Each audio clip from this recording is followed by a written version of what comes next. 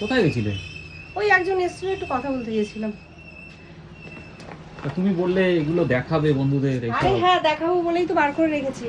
হ্যাঁ বন্ধুরা, আমি দার্জিলিং থেকে কি কি কিনেছি সেগুলো তোমাদের দেখানো হয়নি। তা দার্জিলিং থেকে যেগুলো কিনেছি সেগুলো তোমাদের একটু দেখিয়ে দিই। এই দেখো, ছেলের এরকম একটা মাফলার কিনেছি, ঠিক আছে, কারণ খুব ঠান্ডা ছিল। মাফলার একটা নিয়ে যাওয়া হয়েছে, তারপরেও আমরা বেরিয়েছিলাম, বুঝতে পারিনি যে অতটা ঠান্ডা পাবো, তাই রাস্তায় দেখাতে এই মাফলারটা নেওয়া হয়েছে। অনেকটাই বড়, দেখো সুন্দর। তা এই মাফলারটা নিয়েছি। আমার জন্য এই হোয়াইট টুপিটা, এই টুপিটা সবাই দেখেছে, অনেক ছবি তুলেছে, অনেক ভিডিও করেছে। এই টুপিটা একদম মানে দেখি এখন বোকা বোকা লাগবে, দেখি না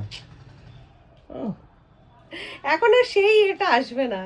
এই দেখো, আর মাথায় ঢোকাচ্ছি না। যাই হোক, এই টুপিটা নিয়েছি।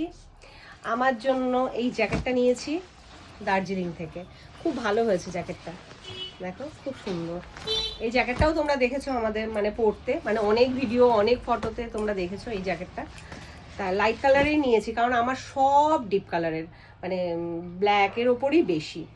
আচ্ছা, এইটা হচ্ছে রূপক বাবু, তাই তো? না, এটা ছেলে। ও, এটা ছেলের। এই জ্যাকেটটা ছেলের, এই জ্যাকেটটা নিয়েছি। না, আবারও তো ঠান্ডার দেশে যাওয়ার মানে যদি যাই কখনো, তখন তো লাগবে এই হেভি জ্যাকেটগুলো।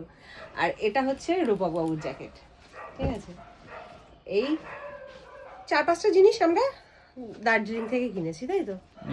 আর শিলিগুড়ি থেকে রূপক বাবু ছেলে কি কি কিনলো সেগুলো নিশ্চয়ই দেখাবো, সেটা পরের ভিডিওতে দেখাচ্ছি। এগুলো আবার কেচে কুচে তুলে রাখতে হবে। চলো।